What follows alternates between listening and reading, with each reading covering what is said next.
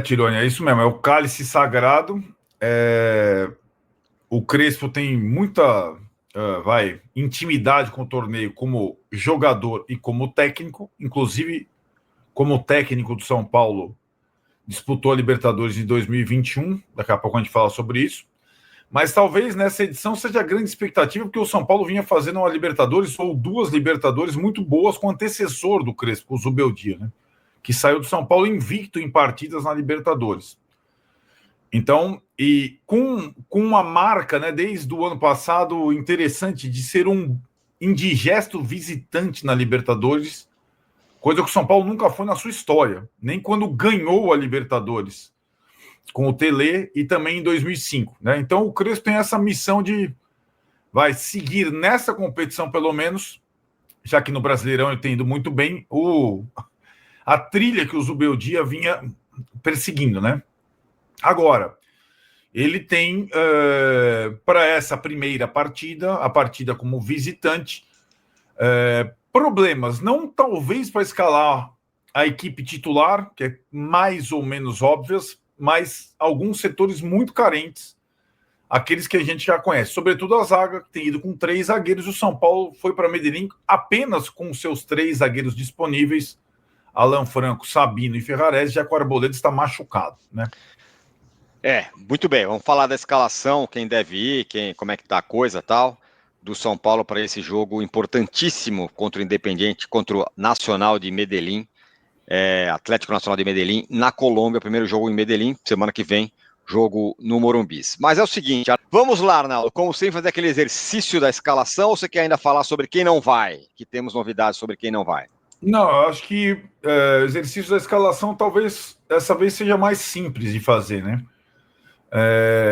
Sendo só os 3 zagueiros que a gente citou, sendo que o Cedric descansou contra o Vitória e que o Enzo é titular absoluto, embora o Patrick tenha entrado alguns minutos contra o Vitória, eu acho que a linha de 5 atrás ela está escalada. Isso. Marcos Antônio e Bobadilha também, pelo que tem jogado, vão jogar. Aí acho que tem uma dúvida.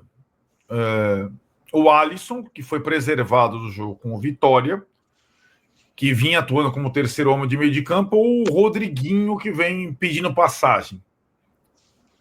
Fora de casa, contra um time muito forte fisicamente, a tendência, para mim, é que jogue o Alisson. Né? Também acho. Rodriguinho, né? Como disse lá o nosso companheiro aqui no chat um dia, o Rodriguinho molhado pesa 50 quilos.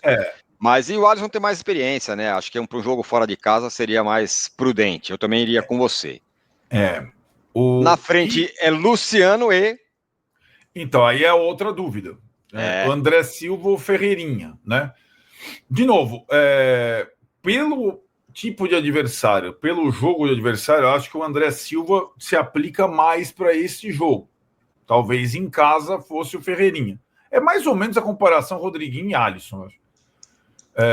Embora, neste caso, eu acho que o rendimento do Ferreirinha esteja bem superior ao do André nos últimos jogos. Né? Então, eu acho que são essas duas dúvidas. Né? Lembrando que o São Paulo, do meio para frente, vai poder ter, no segundo tempo, em caso de necessidade, o reforço do Lucas, né? Programado para tal, jogou contra o Vitória alguns minutos e está lá, né? Estará à disposição no banco de reservas. Mas ele mesmo falou que não deve começar a jogar. Falou, nem falei com o Crespo, mas não vai, não tem condição de começar jogando aí. Mas ele pode ser aproveitado, né? Lá. Pode sim. Pode e deve, talvez, né? Exato. Então, acho que não tem tantas dúvidas assim em relação ao time titular.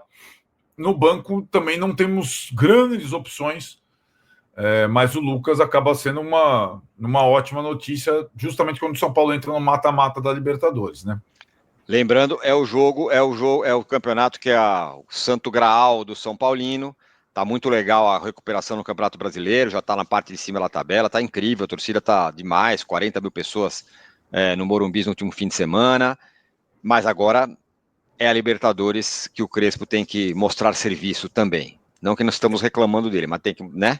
Na outra Libertadores, né, Tironi, que ele dirigiu o São Paulo em 2021, o São Paulo, como ele se classificou em segundo lugar no grupo que tinha o Racing, Curiosamente, no sorteio, pegou o mesmo Racing no mata-mata, empatou em casa no primeiro jogo, se classificou na Argentina vencendo, e depois pegou o Palmeiras. Empatou o primeiro jogo e perdeu o segundo, foi eliminado nas quartas de final com o Crespo lá atrás, né? Isso em 2021, naquele time que tinha o Rigoni, o Marquinhos, outros jogadores e tudo mais. E o Luciano também, né? Desta vez, só mais um detalhe em relação às novidades do elenco em Medellín. Os 3 jogadores que foram inscritos nessa fase da Libertadores estão lá e podem ser utilizados. Ninguém dava muita atenção, mas um deles é o Luan, que foi muito bem contra o Vitória, né? O volante inscrito agora nessa fase, ele não estava inscrito na fase de grupos. O outro é o Tapia, que vem jogando com alguma regularidade. E o terceiro é o Dineno, que não vem jogando muitas vezes, mas que tem experiência, é um jogador rodado e também pode ser utilizado, né? São os 3 jogadores novos na lista de inscritos do São Paulo, os 3 estão em Medellín. Bom, e o rival, o Atlético Nacional, vice-líder do Campeonato Colombiano, certo? Certo, ganhou seu jogo, jogou na sexta e não no sábado, de 3-0. O Campeonato Colombiano está no início, né, essa nova temporada. Ele começa uma temporada no meio do ano, né, mais ou menos com outras ligas sul-americanas. É um time muito rodado, que tem jogadores muito fortes. Fez uma fase de grupos interessante, porque afinal eliminou o Bahia, era aquele grupo com os brasileiros, Bahia, Inter e com o Nacional de Montevidéu. Eliminou o Bahia. E na primeira fase, ele se classificou com 9 pontos, Tironi, os 9 conquistados em Medellín. Ganhou as 3 em Medellín e perdeu as 3 fora. Então dá uma medida do que é esse time e da força desse time em casa, né? Então acho que o grande desafio do São Paulo para esse primeiro jogo. E também, como você citou no início do vídeo, é um adversário que o São Paulino tem lembrança traumática, porque na Libertadores de 2016 eliminou o São Paulo na semifinal, em 2 jogos muito polêmicos em relação à arbitragem, mas, para dizer o mínimo, São Paulo pode se considerar garfado nas 2 partidas, e também foi um adversário que no mata-mata anterior tinha eliminado o São Paulo da Sul-Americana em 2014, o time que tinha Kaká, Luiz Fabiano, lá. As 2 últimas eliminatórias, o Atlético Nacional eliminou o São Paulo. Ou seja, uma pedrinha no sapato, chata, né? Vai ser um jogo chato. É um dos adversários chatos entre todo mundo aí tirando os times que vão enfrentar. Não, tirando não. Acho que dos brasileiros é um dos mais chatos, é um dos adversários mais chatos. Sim. Entre todos os brasileiros, né? E tem muito jogador rodado, né? Flamengo e tal. Fala. Tem o goleiro, acho que todo mundo conhece, né? Jogou inclusive na Inglaterra, o Ospina, e na seleção colombiana. O Ospina ainda é o goleiro do Atlético Nacional, muito experiente, bom com os pés, né? No meio de campo tem 2 jogadores também muito rodados e bons, né? O Campuzano, que é uma espécie de motor do time, teve para ser negociado, o Nacional manteve. E o Cardona, que jogou no Boca, sempre meio gordinho, mas joga muito, mas ele é sempre meio fora do peso. E na frente ele manteve o Arce, manteve o Inestrosa, que era muito cobiçado por outros clubes.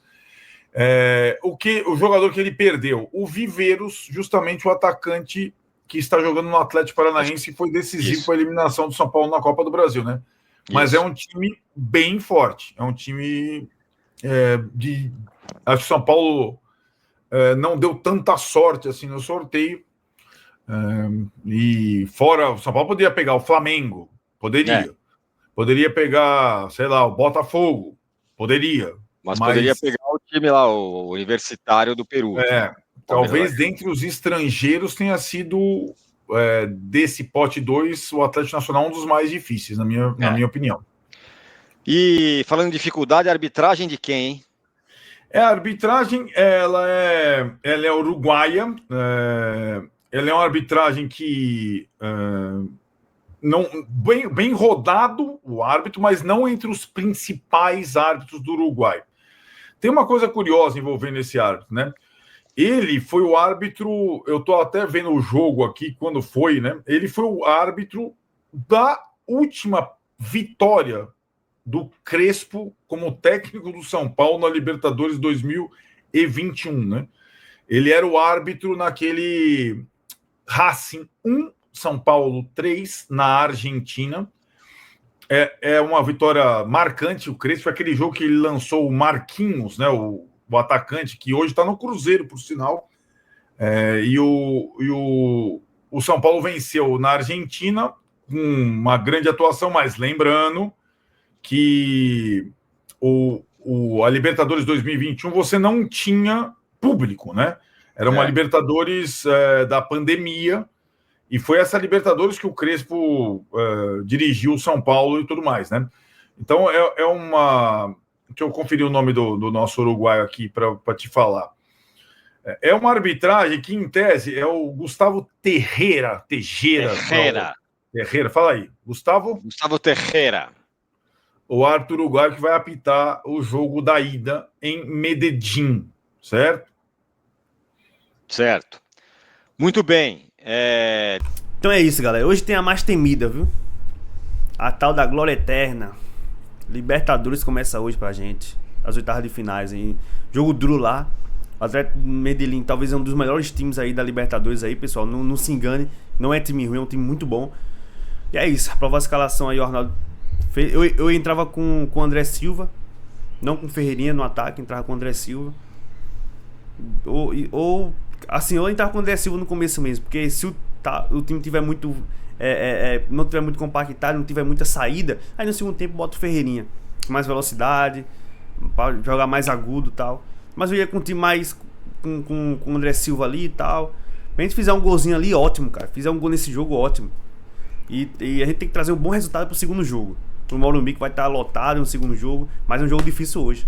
Comenta a opinião de vocês aí, que você vai aprovar a escalação aí, que o Arnaldo trouxe informação pra gente. Todos que querem pro Arnaldo tirou o link aqui na descrição.